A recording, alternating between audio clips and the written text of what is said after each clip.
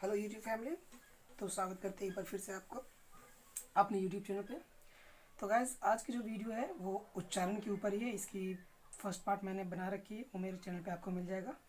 मैं डिस्क्रिप्शन में उसका लिंक दे दूँगा। इसके फर्स्ट पार्ट को ज़रूर देखिए, तब ये पार्ट आपको ज़्यादा समझ में आएगा, आपके बच्चों को ज़्यादा समझ में आएगा। तो जैसा कि हम लोगों ने उसमें सीखा था अल्फ़ाबेट्स को, इंग्लिश अल्फ़ाबेट और हिंदी वर्णमाला को, तो आज उसी को आगे हम लोग बढ़ाते हैं।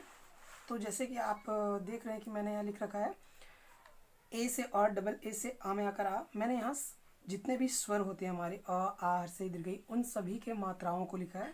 मैंने पूरा स्वर को नहीं लिखा है, क्योंकि जब हम लोग उच्चारण करते हैं या इंग्लिश के जब वर्ड्स लिखते हैं तो उसमें हम लोगों को मात्राएं काम आती हैं, न कि स्वर। फुल स्वर, जो पूरा स्वर, पूर्ण स्वर जो होते हैं वो काम में नहीं आते उच्चारण करते समय या लिखते समय, केवल उनकी मात्राएं ही काम में आती है। तो इसलिए मैंने सिर्फ मात्राओं को लिखा है। और जाहिर सी बात है, ये आपका जो दिख रहा है वर्णमाला, हिंदी वर्णमाला का सारा इंग्लिश ट्रांसलेशन दिया हुआ है, वो पूरा का पूरा बच्चों को याद होना चाहिए। और याद एक दिन में 2 दिन में नहीं होगा, उसके लिए प्रैक्टिस चाहिए, कम से कम 1 वीक। अगर अच्छे से ध्यान से अगर प्रैक्टिस किया जाए तो 1 वीक में ये कंप्लीट याद हो जाता है। कहीं से भी बच्चे को पूछिए, वो जवाब दे सके, ऐसा याद होना चाहिए। जैसे अगर मैंने एग्जाम्पल के लिए उससे पूछ लिया कि बताओ DH मतलब क्या होता है, तो ढ, उसके मन में आना चाहिए ये चीज़, तभी जाके वो उच्चारण को आगे सीख सकता है। तो उच्चारण करने से पहले इसको सीखना ज़रूरी है। एक बार हम लोग रीड कर लेते हैं कि इसको रीड कैसे किया जाता है, हर एक वर्ड को कैसे, हर एक लेटर को कैसे प्रोनाउंशिएट किया जाता है। फर्स्ट में है ए से अ, देन डबल ए से अ में आकर आ, आई से हर्षई, डबल ई से दीर्घई, यू से हर्षऊ, डबल ओ से दीर्घऊ, आर आई से री, ई से ए आई से आय। दोनों में कंफ्यूज नहीं होना, ये ए है और ये आय है। ई से ए आई से आय, ओ से ओ, ए यू से आओ, ओ से ओ, ए यू से आओ। दोनों की मात्राओं में भी फर्क है। ए एन से अंग जो ऊपर होता है, ए एच से अह जो 2 मात्रा बिंदु जैसे दिख रहे हैं आपको, वो ए एच से अह है। अब आते हैं हम लोग व्यंजन में। के से क, के एच से ख, जी से ग, जी एच से घ, ए एन जी से अंगा। बहुत जगह आपको देखने को मिलेगा एन जी से अंगा, वो सही नहीं होता है। क्यों? क्योंकि इसका जो उच्चारण होता है वो अंग होता है, अंग अंग, उसमें आ रहा ना अंग। हम लोगों ने यहाँ पढ़ा ए एन से अंग की मात्रा, इसलिए ए एन से अंग, अंग प्लस ग। अगर हम लोग इसको अगर संधि विच्छेद करेंगे अंगा को, तो अंग प्लस ग, ये देखने को मिल रहा है। अंग का होता है ए एन और ग का होता है जी, जैसा कि आप यहाँ देख पा रहे होंगे। तो उसी प्रकार ए एन जी से होता है आपका अंग। देन आता है हमारा सी एच से च, सी डबल एच से छ, जे से ज, जे एच से झ, वाई ए एन से इया। उसी प्रकार इया में भी आपका वाई एन नहीं, वाई ए एन होता है इया। टी से ट, टी एच से ठ, डी से ड, डी एच से ढ, एन से मूर्धन्य। टी से त, टी एच से थ, डी से द, डी एच से ध, एन से न। ये दोनों का जो इंग्लिश ट्रांसलेशन है वो बिल्कुल सेम होता है। तो ये एक प्लस पॉइंट है बच्चों के लिए कि एक ही याद करो और दोनों याद आपका हो जाएगा, ये दोनों का। देन आता है हमारा पी से प, पी एच से फ, बी से ब, बी एच से भ, एम से म। पी से प, पी एच से फ, बी से ब, बी एच से भ, एम से म। याद करना बहुत इजी हो जाता है अगर थोड़ा सा ध्यान से पढ़ लिया जाए तो। देन आते हैं हमारे ये बच्चों को सबसे ज़्यादा टफ लगता है याद करने में। कोई बात नहीं, आज 3 याद करो, कल 3 याद करो, फिर नेक्स्ट 3, उसके बाद 2, इस प्रकार से इसको याद करो। ये थोड़ा टफ हो जाता है बच्चों के लिए, क्योंकि इनका जो उच्चारण है वो थोड़ा सरल नहीं है in comparison of other letters.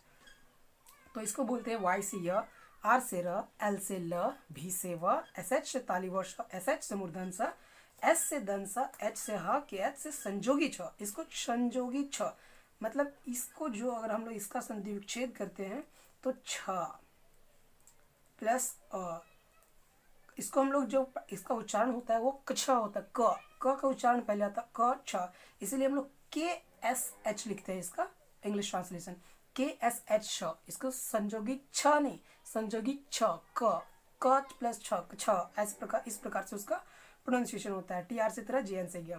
तो ये बच्चों को पहले याद होना ज़रूरी है, तब जाके वो इंग्लिश के वर्ड को प्रोनाउंसिएशन कर पाएंगे और उनको लिख पाएंगे। चलिए, अब ये जब याद हो जाए तो हम लोग पहले उस वीडियो में भी देख चुके थे किस प्रकार वर्ड को ट्रांसलेट करते हैं। यहाँ पे भी मैंने कुछ वर्ड्स लिख रखे हैं। ये बिना मात्रा वाली वर्ड है, ये आ की मात्रा, ये हर सही की मात्रा वाले वर्ड है। इसी प्रकार से और भी आगे सारे जो मात्राएं होती है उनके वर्ड्स को फॉलो किया जाएगा। सबसे पहले यहाँ पे लिखा हुआ है एक वर्ड कल। अगर बच्चों को बोला जाए इसका इंग्लिश लिखो तो ये तभी हो पाएगा जब वो उनके दिमाग में वो कंप्लीट याद रहेगा, ये वाला ट्रांसलेशन। जैसे के का बच्चे को याद है क। अब इसमें सीखने लायक बात क्या है? इसमें सीखने लायक बात ये है कि जैसे क और ल कल है, इसको इंग्लिश में पहले सेम टू सेम कल का जो स्पेलिंग टुमारो ने कल का जो सेम टू सेम इंग्लिश में जो होता है हम लोग कैसे लिखेंगे, यहीं से आपका प्रोनाउंसिएशन लेवल बढ़ेगा बच्चों का। कल है तो के से क और ल का जो होता है वो एल होता है, लेकिन के और एल कल नहीं पढ़ाता है, के ए एल कल होता है। इसको कैसे सीखेंगे इसका मैं आपको तरीका बताता हूँ। जैसे के से क्या होता है क, अगर क को हम थोड़ा लंबा तक उच्चारण करें, थोड़ा देर तक उसको बोले, जैसे क, तो क में हमको अ की मात्रा सुनाई दे रही है, क में अ, तब जाके ये पूर्ण रूप से क बना है। वैसे भी हम लोग पढ़ते हैं स्वर और व्यंजन, अ से लेकर ह तक मेरा स्वर होता है और अ से लेकर औ तक मेरा स्वर होता है और क से लेकर ह तक मेरा व्यंजन होता है। तो जो स्वर होते हैं ना उनकी मदद से व्यंजनों का उच्चारण होता है। जैसे क में अ आता है, च में अ आता है, च में अ आता है। ठीक उसी प्रकार हम इसके उच्चारण को लंबे समय तक करेंगे ताकि उसमें छुपे हुए स्वर का हमको पता लग सके। जैसे यहाँ पे एक वर्ड है जल, ज का इंग्लिश क्या होता है? जे। अब ज में अ आता है तो अ का होता है ए।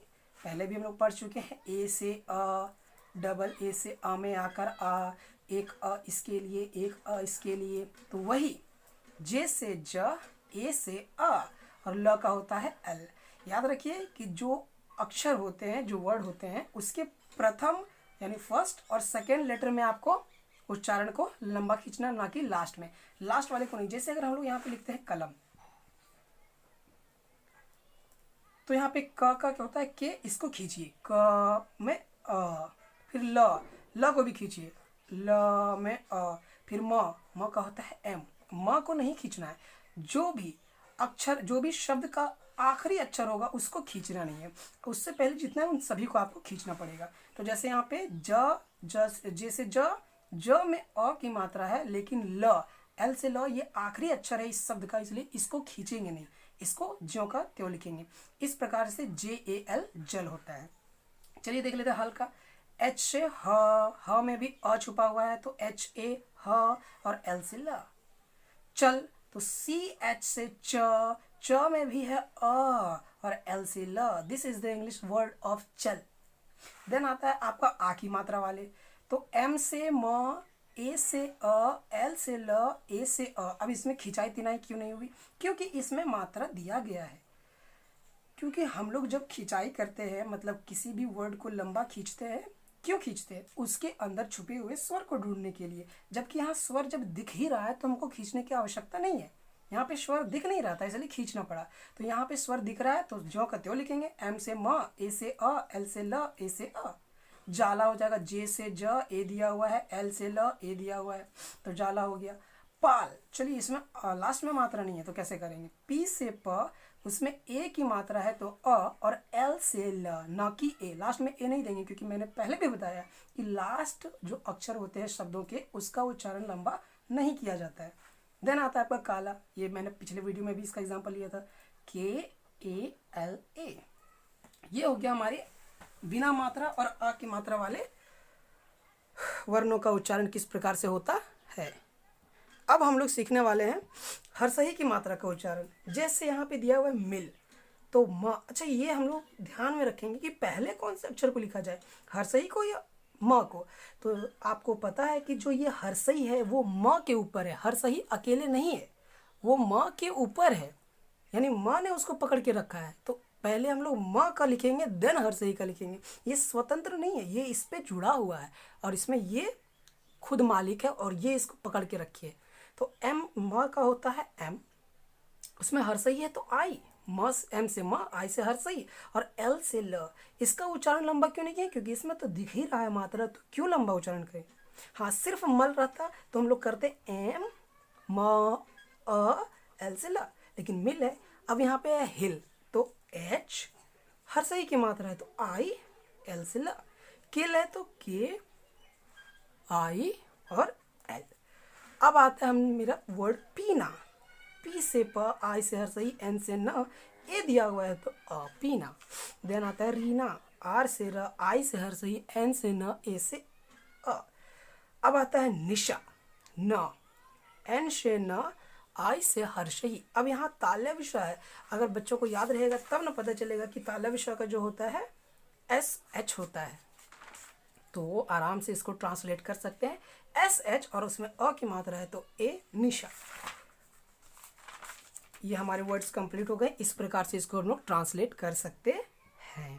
और भी बहुत सारे वर्ड है तो उसको भी हम लोग ट्रांसलेट कर देंगे। जैसे मैंने अभी तक तो यहाँ पे हर सही की मात्रा तक ही बताया है, लेकिन जैसे कोई वर्ड ले लीजिए, मान लीजिए कोमल, मैंने एक वर्ड लिया जिसमें ओ की मात्रा आ रहा है, इसको भी उसी तरह से करेंगे। क के, क में ओ की मात्रा है तो ओ के ओ। एम से म को खींचना पड़ेगा क्योंकि ये आखिरी अक्षर नहीं है, तो म में अ आता है, और एल से ल। इस प्रकार हम लोग हिंदी के शब्दों को इंग्लिश में ट्रांसलेट करेंगे, और जब ये चीज़ आप सीख जाते हो तो ही आपका प्रोनाउंसिएशन इंग्लिश में सही हो पाता है।